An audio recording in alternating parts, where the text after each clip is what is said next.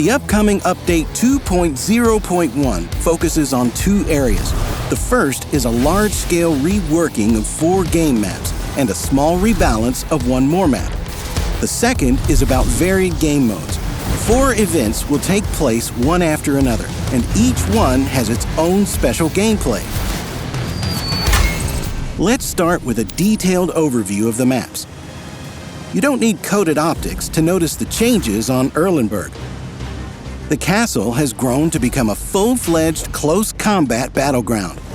Now, heavy tanks can boldly drive inside.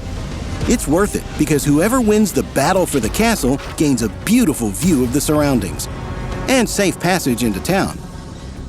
Now you can drive to the island from 2 sides in order to flank the castle. But keep in mind that this is a risky maneuver. There are changes in the town too. Early spotting positions have appeared in squares F5 and D4. You can provide your allies with invaluable intel. The river has 3 new fords to let you cross the water faster and more safely. The other flank has also been dug over. Before, the lower team often set up position on the hill with the windmill, while the upper one passively defended its part of the map. Now the positions are symmetrical. Each team has 2 hills with vegetation, plus a chain of cover at the map border for bold attacks from any side. The forest at the map corners has gotten sparser here too. Don't worry about the trees. We'll carefully replant them in your future holiday garages. Now, after winning on the flank, you'll find it easier to form an offensive.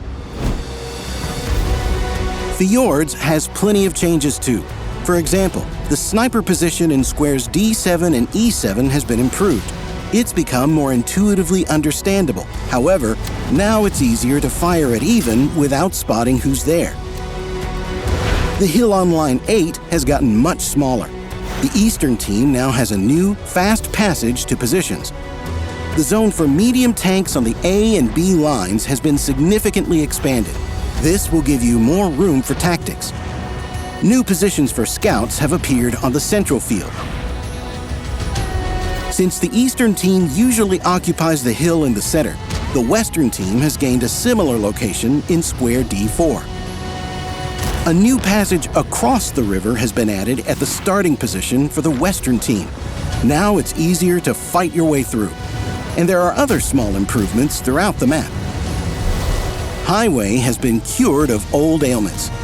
On the eastern team's path into town, in squares E9 and F9, the terrain has been smoothed out and some of the vegetation is gone. The center of the map now has more uneven terrain, providing cover for more maneuverable vehicles. The passage into town for the lower team has gotten some new cover. This lets the lower team stand their ground and allows the upper team to move forward from cover to cover. The village between the medium tank's flank and the lower team has been improved. New positions have appeared in the village itself and nearby. The landscape in the corner where medium tanks engage in combat has changed significantly. Now it will be easier to draw near to opponents there. The approaches to the medium tank's flank have changed on the other side too. Cover has been added, a road has appeared, and there's a new bridge. And finally, the terrain and vegetation in the upper team's corner has changed a little. On Overlord, the whole map has moved deep into the mainland. The playing field on the beach has been fully removed. The main playing area for heavies near the bunkers has been improved. Several new, symmetric cover areas have appeared. There'll be plenty of places to side-scrape. No pushing and shoving allies around a single rock. Descents to the beach have been added on both sides. You can drive along them to the enemy's starting positions after winning near the bunkers. The terrain has been lowered at the cliffs near the starting positions to prevent shots on the heavy's flank going too far. In exchange, new cover areas have been created for passive defense. Only use these when the enemy has already won on the flank and is pushing forward. The terrain under the windmill has changed. Now, heavies in this position won't dominate the whole flank as much. Closer to the windmill, it will be more enjoyable to play hull down for both teams. On the other side, the positions on the symmetrical hills have changed. It will be easier to hold off attacks from the center there. And finally, the field. It has expanded by 300 meters deep into the land as a replacement for the cut-out beach. Thanks to this, there will be room for maneuver on the field, mainly for medium tanks, but other vehicles will have plenty of space too. The field is divided by hills and the central road, as well as a chain of cover along the map's border. You can break through in mediums there, scout in lights, or patiently await your prey in the bushes. Choose your own playstyle on this new flank. Airfield was improved quite recently, so now it has only gotten some small improvements. There are more bushes across the whole map. Of course, not too many more. Some rocks have changed and now serve as more reliable cover. The Eastern Team's cave now offers more defense opportunities. Now on to events. In mid-October, we'll return to the Murney 13 universe with the Babylon Forbidden Zone event. Once again, we'll need to plunge into the multi-dimensional abyss, collect all the Miriam, and face our fears head-on. Assemble a platoon with friends and break through subspace, where every phase will be harder than the last. And if you complete all phases and beat the boss, try the next difficulty. At the end, you'll face a totally different boss. There'll also be a new one. And after the battles, you'll get new rewards. Unrelenting Miriam collectors can get a Tier 8 premium vehicle, the Stitch. Put a tank from parallel worlds in your service. Also, stop off at other events.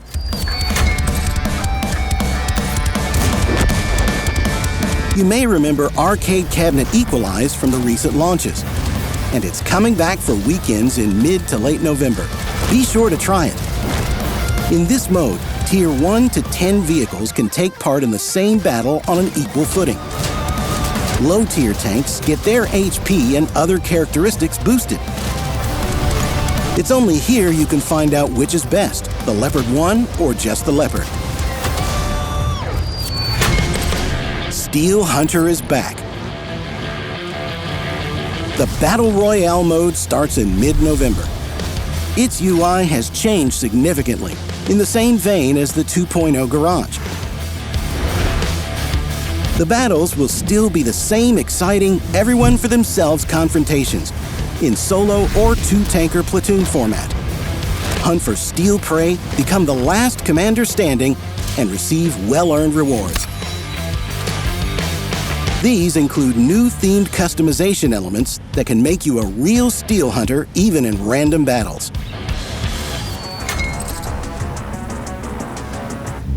For the most experienced commanders, Steel Hunter will just be a warm-up. A new launch of maneuvers awaits you in November. The rules are the same. Gather a team from your clan, choose a prime time, and pass through fire and water together in a series of battles with other teams. The rewards are worth the challenge. Improved equipment, an experienced crew, handy resources, super rare styles, and coveted tanks for hardcore players.